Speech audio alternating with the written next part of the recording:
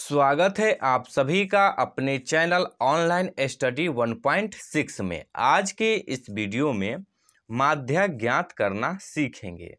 देखिए, माध्य ज्ञात करने के लिए प्रश्न में वर्ग अंतराल और बारंबारता पहले से दिया हुआ है। तो देखिए, माध्यक का सूत्र होता है L plus n/2 minus C F बट्टे में F और इस सभी के गुणे में होता है H। ये होता है माध्यक का सूत्र।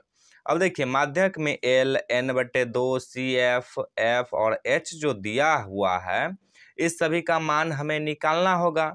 तो इस सभी का मान निकालने के लिए हम लोगों को सबसे पहले संचय बारंबारता निकालना पड़ेगा। तो समझते हैं इसको कि संचय बारंबारता निकालते कैसे हैं। देखिए, संचय बारंबारता निकालने के लिए आते हैं बारंबारता वाला सारणी में, और बारंबारता वाला सारणी में सबसे पहला बारंबारता कितना है? 4 है। तो सबसे पहला बारंबारता को ज्यों का त्यों लिख देते हैं संचय बारंबारता वाला सारणी में। तो देखिए, बारंबारता 4 है तो 4 के सामने सामने संचय बारंबारता में भी लिख देंगे 4। अब देखिए, यहाँ से इसको ध्यान से समझिएगा। अब देखिए, बारंबारता कितना है? 5 है। तो इसके सामने सामने संचय बारंबारता लिखेंगे। तो संचय बारंबारता लिखने के लिए संचय बारंबारता जितना आया है उसको और बारंबारता जितना है उसको जोड़ करके इस 5 के सामने सामने संचय बारंबारता में लिख देंगे। नहीं समझ में आया? इसको फिर से देखिएगा। यहाँ देखिए, बारंबारता में कितना है? 5 है और संचय बारंबारता में कितना है? 4 है। तो 5 और 4 को जोड़ेंगे तो कितना हो जाएगा? 9 हो जाएगा। तो इस 5 के सामने सामने संचय बारंबारता में लिख देंगे 9। और फिर इसी तरह से बारंबारता कितना है? 13 और संचय बारंबारता कितना है? 9। तो इस दोनों को जोड़ेंगे तो कितना हो जाएगा? 22 हो जाएगा। तो इस 13 के सामने सामने लिख देंगे 22। अब देखिए, संचय बारंबारता कितना आ गया? 22 और बारंबारता कितना है? 20। तो 20 और 22 को जोड़ेंगे तो कितना हो जाएगा? 42 हो जाएगा। तो इस 20 के सामने सामने संचय बारंबारता में लिख देंगे 42। अब देखिए, संचय बारंबारता कितना हो गया? 42 हो गया और बारंबारता कितना है? 14 है। तो इस दोनों को जोड़ेंगे तो देखिए, 2 और 4 हो जाएगा 6, 4 और 1 हो जाएगा 5, यानी कि 56। तो इसके सामने सामने लिख देंगे 56। अब संचय बारंबारता हो गया 56 और बारंबारता कितना है? 8। तो 56 और 8 को जोड़ेंगे तो 8 और 6 हो जाएगा 14, 14 का 4 हासिल 1, 5 और 1 हो जाएगा 6। तो कितना आ गया? 64। तो 8 के सामने सामने लिख देंगे 64। अब 4 और 64 को जोड़ेंगे तो 4 और 64 को जोड़ेंगे तो कितना हो जाएगा? 64 और 4 हो जाएगा 68। तो ये पूरा के पूरा संचय बारंबारता लिख लिए। संचय बारंबारता लिखने के बाद फिर से आएंगे बारंबारता वाला सारणी में, और जितना भी बारंबारता दिया हुआ है उस सभी बारंबारता को आपस में जोड़ेंगे। तो आपस में जो जोड़ेंगे तो उसको लिखते हैं n से। तो लिखेंगे n बराबर। तो चलिए इसको जोड़ते हैं। तो 4 5 हो जाएगा 9, 9 3 12, 12 और 8 हो जाएगा 20, 20 4 24, 24 और 4 28, 28 का 8 हासिल 2, 2 और 1 हो जाएगा 3, 3 2 5, 5 और 1 6। तो यहाँ पे लिखेंगे 6। तो n का मान कितना आ गया? n का मान आ गया 68। अब यहाँ पे ध्यान दीजिएगा कि बारंबारता में जितना भी बारंबारता दिया हुआ है उस सभी का योग यानी कि n का मान हमेशा बराबर होना चाहिए संचय बारंबारता वाले सारणी के अंतिम संचय बारंबारता के। तो यहाँ देखिए, n का मान 68 है और संचय बारंबारता में अंतिम संचय बारंबारता भी 68 है। तो ये दोनों आपस में बराबर है। तो इसका अर्थ क्या हुआ कि हमने जो संचय बारंबारता लिखे हैं वो बिल्कुल सही लिखे हैं। यदि ये दोनों बराबर नहीं रहता तो समझते कि संचय बारंबारता में कहीं पे कुछ छूट गया है। तो चलिए ये बात भी समझ गए। अब हम लोग निकालेंगे n/2 का मान। क्या निकालेंगे? n/2 का मान। तो देखिए n का मान कितना है? 68 है, तो लिखेंगे 68/2। अब इसको काटेंगे तो ये कट जाएगा, 2 तिया 6 और 4 दूनी 8, तो कितना आ गया? 34।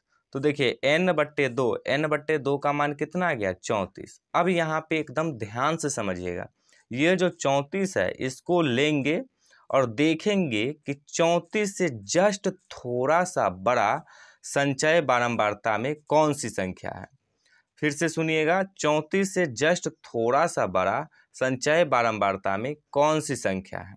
तो यहाँ देखिए 34 से बड़ा तो 42 भी है, 56 भी है, 64 भी है और 68 भी है। लेकिन हम क्या बोले हैं कि जस्ट थोड़ा सा बड़ा कौन सा संख्या है। तो देखिए 42 जो है ये जस्ट थोड़ा सा ही बड़ा है। तो क्या करेंगे कि इस 42 वाले को ऐसे करके पूरे को घेर लेंगे। क्यों घेर लेते हैं? क्योंकि इस सभी का हम लोगों को ज़रूरत पड़ेगा, तो इसलिए इसको घेर लिए। अब देखिए 42 से जस्ट एक ऊपर जो संख्या रहेगा उसको कहते हैं CF। ध्यान से सुनिएगा, ये जो 42 आया इससे जस्ट थोड़ा सा जो ऊपर रहेगा उसको क्या कहेंगे? CF। तो जस्ट थोड़ा सा ऊपर कितना है? 22 है, तो CF का मान कितना हो जाएगा? 22 हो जाएगा। तो अब लिखेंगे CF बराबर में 22। तो CF का मान निकल गया। अब देखिए ये जो 42 आया है इसके सामने सामने आएंगे बारंबारता वाला सारणी में। तो इसके सामने सामने बारंबारता वाला सारणी में कितना है? 20 है। तो ये जो 20 है ये हो जाएगा F का मान। ये जो 20 है ये किसका मान हो जाएगा? F का मान। तो अब यहाँ पे लिखेंगे F बराबर में 20। तो F का भी मान निकल गया। अब देखिए फिर इसके सामने सामने आएंगे वर्ग अंतराल के सारणी में। फिर इसके सामने सामने कहाँ आएंगे? वर्ग अंतराल के सारणी में। तो इसमें कितना है? 125 से 145। तो ये हो जाएगा माध्यक वर्ग अंतराल। ये क्या हो जाएगा? माध्यक वर्ग अंतराल, या इसको ऐसे भी लिखते हैं माध्यक वर्ग। तो माध्यक वर्ग कितना हो जाएगा? 125 से 145। तो अब लिख देंगे 125 से 145। अब देखिए इस माध्यक वर्ग में ये जो 125 है ये है निम्न सीमा और ये जो 145 है ये है उच्च सीमा। तो निम्न सीमा को लिखते हैं L से। तो L बराबर कितना हो जाएगा? 125। अब निकालेंगे H का मान। तो देखिए H का सूत्र होता है उच्च सीमा माइनस निम्न सीमा। तो देखिए इसमें उच्च सीमा कितना है? 145। तो लिखेंगे 145 माइनस निम्न सीमा कितना है? 125। तो लिखेंगे 125।